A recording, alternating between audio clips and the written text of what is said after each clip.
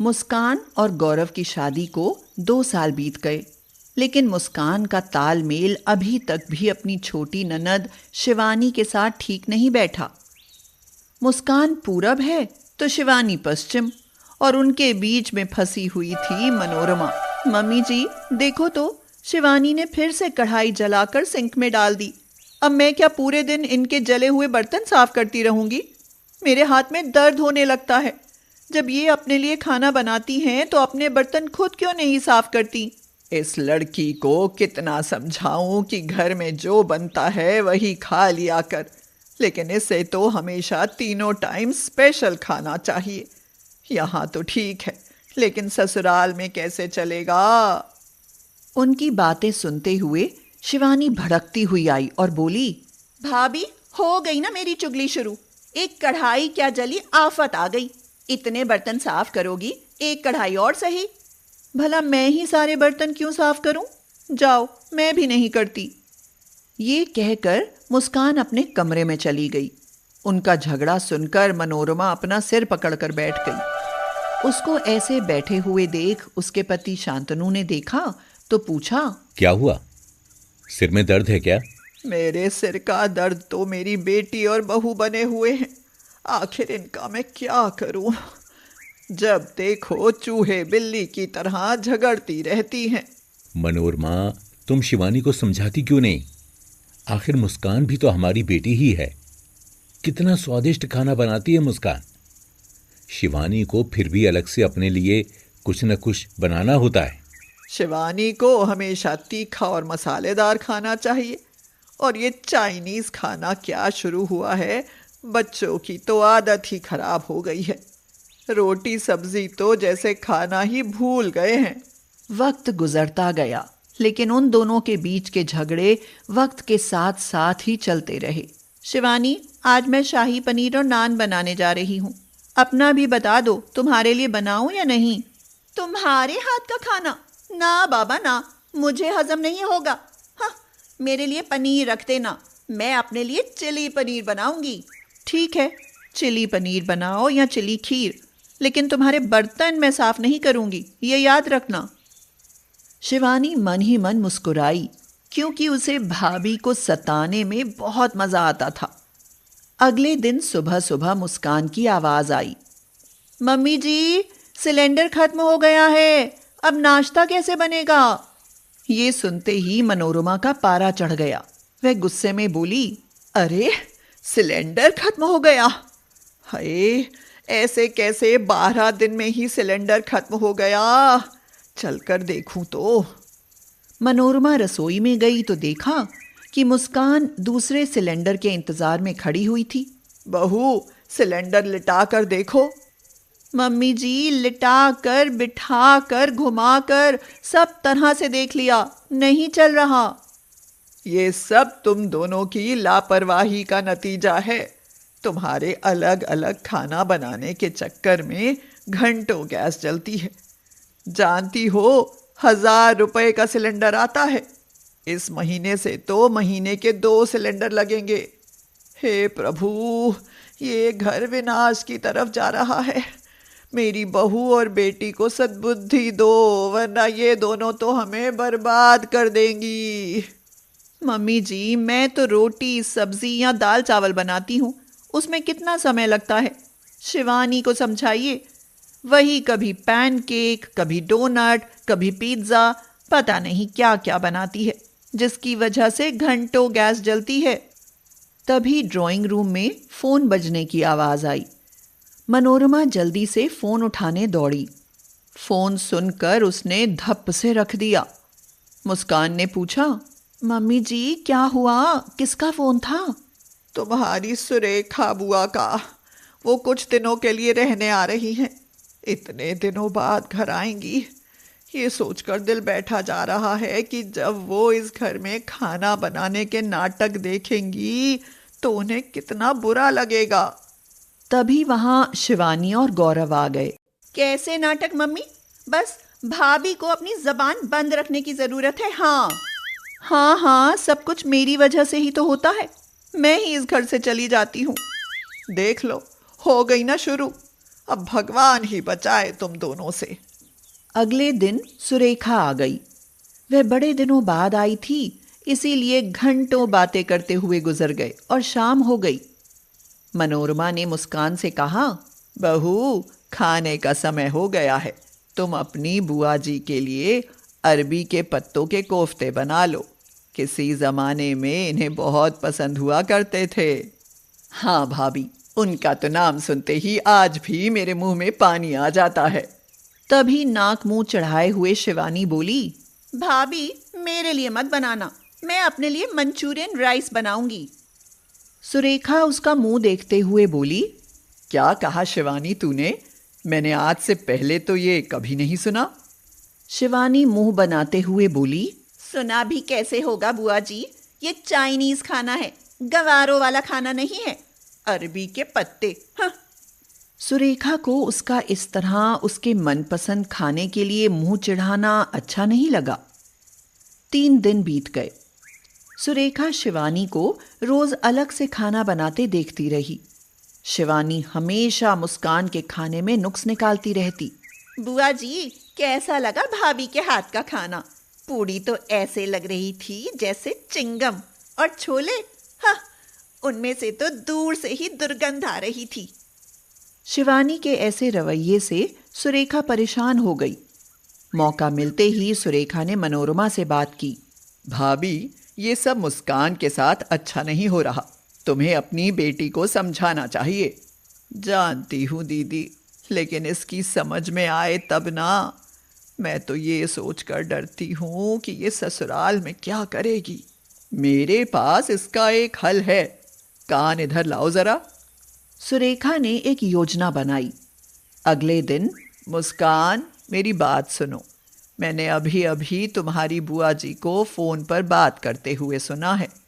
वह किसी से कह रही थी कि मुस्कान बहुत अच्छा खाना बनाती है। 1 महीने बाद जब वो जाएंगी तो उसे एक ऐसा सरप्राइज देकर जाएंगी कि सबकी आंखें खुली रह जाएंगी। दूसरी तरफ मनोरमा ने शिवानी से भी यही बात कही।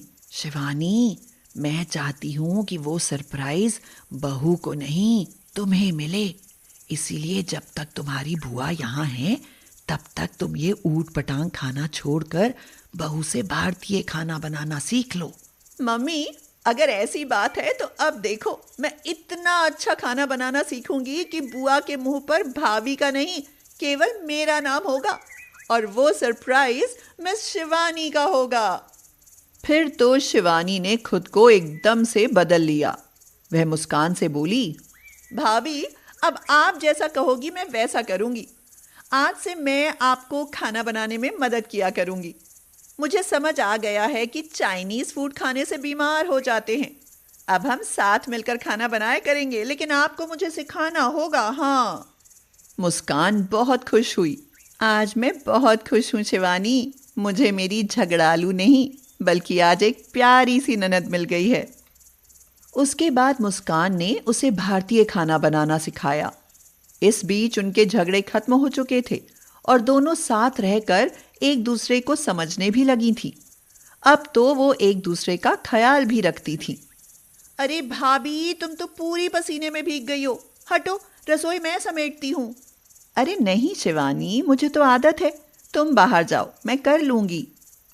ये सब देखकर मनोरमा बहुत खुश हुई। वह यही तो चाहती थी। अपनी खुशी सुरेखा से बांटते हुए मनोरमा बोली, दीदी, आपने तो चमत्कार कर दिया। जो मैं 3 साल से नहीं कर सकी वो आपने महीने भर में कर दिखाया। भाभी, इतना मैंने किया, अब आपको देखना है। बहुत दिन हो गए, अब मुझे अपने घर वापस जाना है। सुरेखा ने मुस्कान और शिवानी को बुलाया और कहा, तुम एक सरप्राइज पाने के चक्कर में एक दूसरे को समझने लगी हो। तुम्हारे दिल में एक दूसरे के लिए प्यार जगाना ही मेरा सरप्राइज था।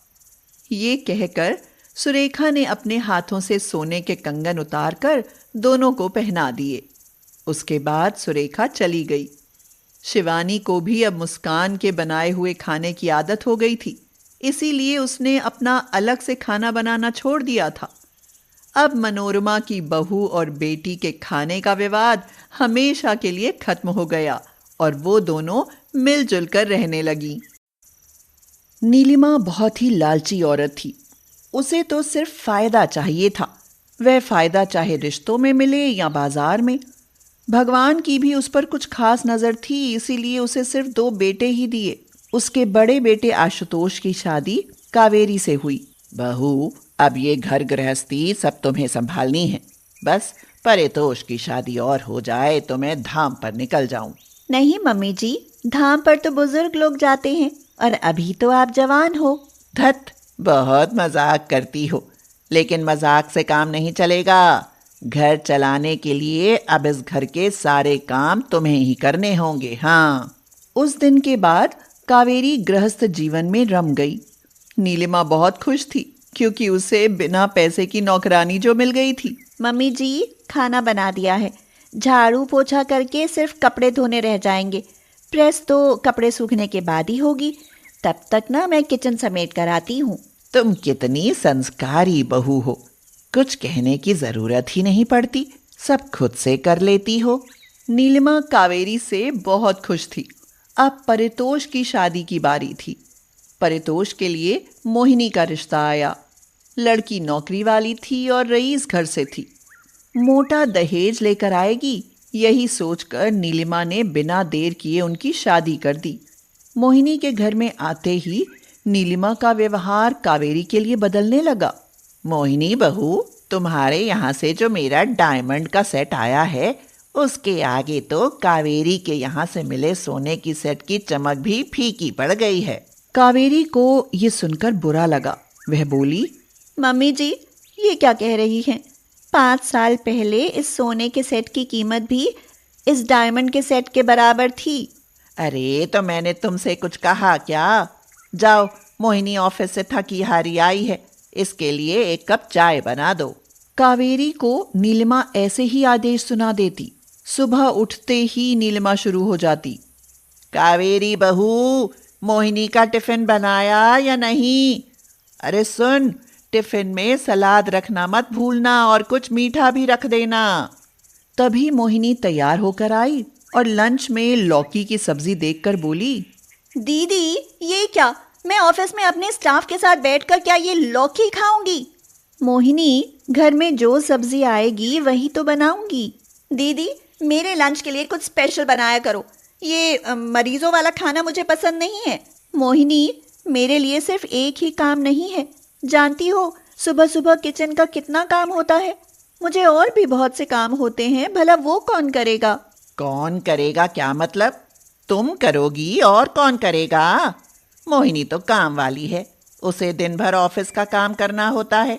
जब तुम पूरे दिन घर में रहती हो तो घर के काम तुम ही तो करोगी ना। चलो मोहिनी बहू, कल से कावेरी तुम्हारे लिए कुछ अच्छा बना देगी। मोहिनी अपनी जीत पर खुश होती हुई ऑफिस के लिए निकल गई। कावेरी को ये सब देखकर बहुत दुख होता था। वह हमेशा सोचती कि उसको इस घर में आए हुए 5 साल बीत गए।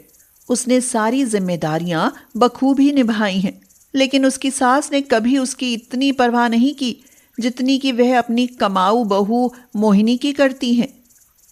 अगले दिन फिर शोरगुल हुआ। मोहिनी की आवाज़ सुनकर नीलिमा उसके कमरे की तरफ दौड़ी और मोहिनी से पूछा, अरे क्या हुआ बहू, क्यों नाराज हो रही हो?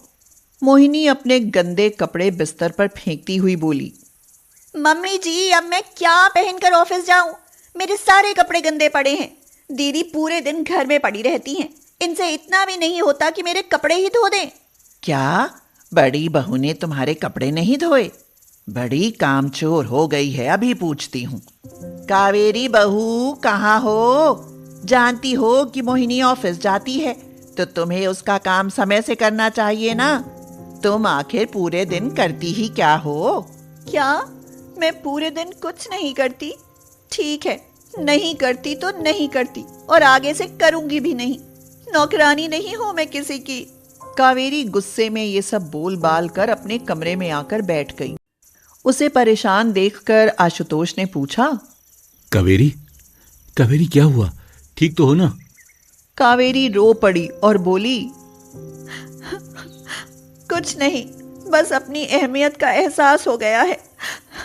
लगता है अब इस घर में मैं सिर्फ मोहिनी की नौकरानी बनकर रह गई हूँ। मैं भी देखता हूँ आजकल इस घर में मोहिनी के हिसाब से हो रहा है। चलो ठीक है, हम अलग हो जाते हैं, फिर वो अपना खुद देखेंगे। अलग? अरे ये क्या कह रहे हो आप? मैंने ऐसा तो नहीं कहा। भला मैं अपने परिवार से अलग कैसे हो सकती हूँ? तुमने तो नहीं कहा, लेकिन मैं तो कह रहा हूं ना, उन्हें सबक सिखाने के लिए तुम्हें अलग होने का नाटक करना ही होगा। कावेरी को बात समझ आ गई और वह ये नाटक करने के लिए तैयार हो गई। वह नीलिमा और मोहिनी को सुनाने के लिए रसोई में जाकर जोर जोर से बोलने लगी। सुनते हो जी, मुझे मेरी रसोई का सामान अलग चाहिए। अब मैं इन लोगों के साथ और नहीं रह सकती। मुझे इन लोगों ने नौकरानी बनाकर रख दिया है। हाँ हाँ ठीक है, तुम सामान का पर्चा बना दो, मैं ले आता हूँ। ये सब सुनकर तो नीलिमा और मोहिनी के तोते उड़ने लगे। मोहिनी ने पूछा, मम्मी जी, क्या दीदी अब हमसे अलग रहेंगी? अपनी रसोई अलग बनाएंगी? लग तो ऐसा ही रहा है बहू, लेकिन अगर ऐसा हुआ तो हमारी जान आफत में आ जाएगी और फिर सुबह हम सबका चाय नाश्ता, तुम्हारा और परितोष का लंच। खैर कोई नहीं, हो जाने दो, तुम एक नौकरानी लगा लेना। मम्मी जी, 5,000 से कम नहीं लेगी नौकरानी, फिर मेरी सैलरी से बचेगा ही क्या? देखते ही देखते कावेरी ने अपना सामान अलग कर लिया। अगले दिन वह मजे से 8 बजे सोकर उठी। उठकर बाहर देखा तो नीलिमा और मोहिनी दोनों किचन में लगी हुई थी। बहू, लगता है दाल जल गई। मैंने कहा था ना, कुछ और अच्छा सा नाश्ता बना लो। मम्मी जी, जल्दी में और क्या बनाती? दाल बनाई, वो भी जल गई। मुझे नहीं ले जाना लंच, मैं जाती हूँ। उस दिन मोहिनी भूखे पेट बिना लंच लिए ही ऑफिस चली गई। फिर घर का सारा काम नीलिमा को करना पड़ा। इसी तरह सप्ताह बीत गया। उन दोनों को अब पता चल चुका था कि घर वाली बहू को ऑफिस वाली बहू से ज्यादा काम करना पड़ता है। वो कावेरी को आराम करते देख बहुत दुखी होती और अपनी गलती पर पछताती। एक दिन फर्श धोते हुए नीलिमा का पैर फिसल गया और उसके पैर में मोच आ गई। वह 2 कदम भी नहीं चल पाई और रोने लगी। हाय हाय। नीलिमा के रोने की आवाज सुनकर कावेरी दौड़ी दौड़ी आई और उसे उठाकर सोफे पर बैठाया और बोली, मम्मी जी, आपको ये सब करने की क्या जरूरत थी? लगवा ली ना चोट। मोहिनी तो सब कुछ छोड़कर चली जाती है, मुझे तो करना ही पड़ेगा ना। तुम थी तो मुझे कुछ नहीं करने देती थी। हाय, आज मुझे अपनी गलती का एहसास हो रहा है। मम्मी जी, आपके पैर में चोट लगी है, आप भी 2-4 दिन आराम कीजिए। अब आप कोई काम नहीं करोगी। कुछ दिन मोहिनी को अकेले करने दो तो उसकी अक्ल ठिकाने आ जाएगी। नीलिमा ने कावेरी की बात समझकर वैसा ही किया। अब तो मोहिनी की हालत खराब थी। उसे घर का काम भी करना पड़ता और ऑफिस का भी।